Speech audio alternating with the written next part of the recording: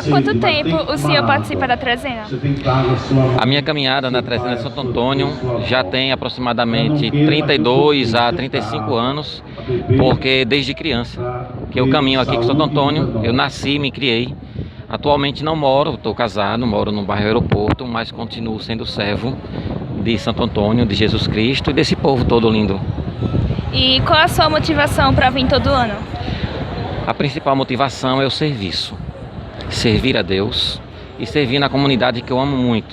A comunidade que me acolhe, que partilha essa espiritualidade franciscana.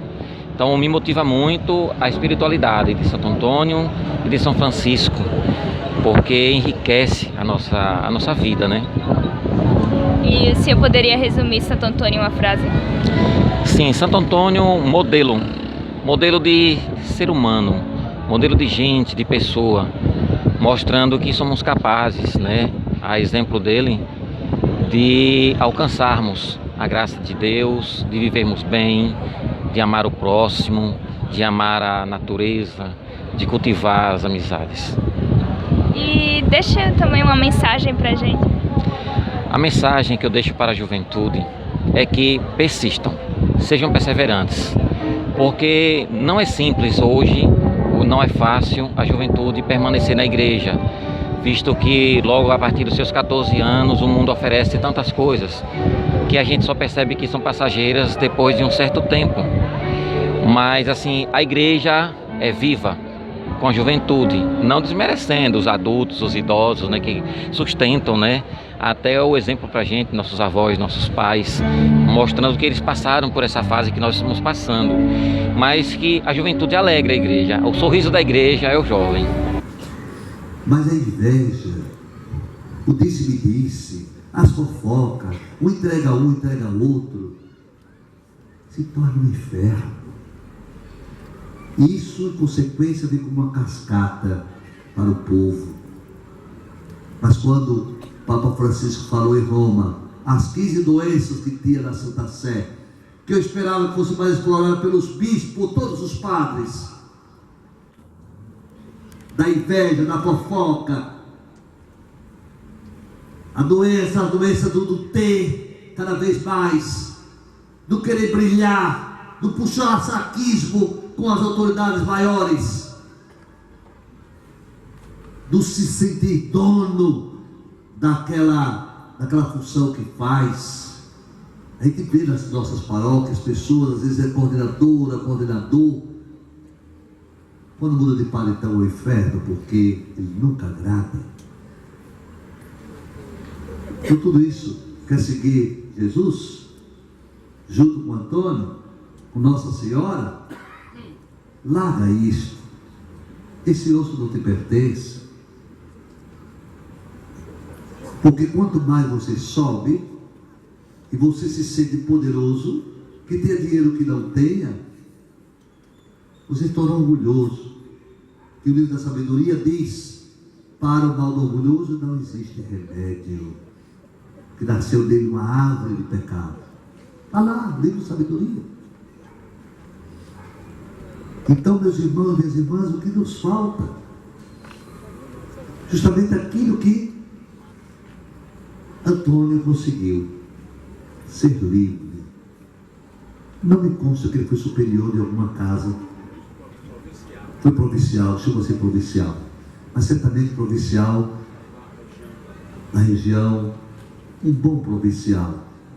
Firme, como foi Santa Teresa d'Ávila, ao meu tempo misericordioso, nobre, fazendo com que as pessoas fossem respeitadas, amadas, que elas pudessem estar acima de tudo e qualquer coisa, mesmo quando elas menos mereciam ser amadas. Certamente ele as amou ou os amou de verdade. Então, Santo Antônio, servo fiel de Maria, não só porque ele segurou a criança, e até hoje está com a criança, e vai continuar. E ele continua a dizer para todos nós: faça o que eu fiz. Primeiro, sejam pregadores do Evangelho. Palavra simples, Sorria, como dizia a irmã Dulce. Pode ser que é uma pessoa que você sorriu, que ela só teve de bom aquele sorriso que você deu. Fala de amor para todos que você encontra, porque vai fazer bem para aquele que ouve, vai fazer bem para a sua alma. É preciso aprender de Nossa Senhora, Santo Antônio. Eu ligado à irmã Dulce, e aprendi a amar mais Santo Antônio por causa da irmã Dulce. Amar mais Nossa Senhora, a Mãe de Deus, que é o nome da congregação dela, das irmãs aqui no Hospital São José. Irmã Dulce. Mas Santo Antônio, na vida dela, ela fazia aquilo que ele fez com o pão dos pobres. Quem também não tem, eu acho que aqui também tem, né, Reginaldo? Esse pão dos pobres que às vezes as pessoas pegam, inclusive faz uma questão, mas até briga, né? Eu vi muitas vezes. Não é para você encher a barriga. Aquilo significa muito. Talvez tenha dizendo, pega esse pão e leve para alguém que está passando fome. Ah, mas são muitos. Se você acreditar que Jesus faz tudo, você não vai ficar com esse pão guardado. Você vai dar a Jesus, Jesus vai fazer você entregar, como ele fez com os discípulos. Dê vós mesmo de comer. Este pão é o pão da vida, é a misericórdia, é a justiça, é o amar Maria. Porque se não amar Maria, não pode amar Jesus. É impossível dizer que você ama Jesus, mas não gosta de Maria. Ah, porque alguém disse que Nossa Senhora passou à frente. E às vezes um padre pregou por aí, dizendo, não vou atrás das imagens de Nossa Senhora, vou atrás disso, daquilo outro. Que cabra cafona. E termina com a frase do documento de Aparecida. Inclusive o Papa que está hoje fez parte deste encontro de Aparecida alguns anos atrás. Quando a pessoa chega diante da imagem, ele não está falando para a imagem, nem com o menino, coisa bonitinha, né?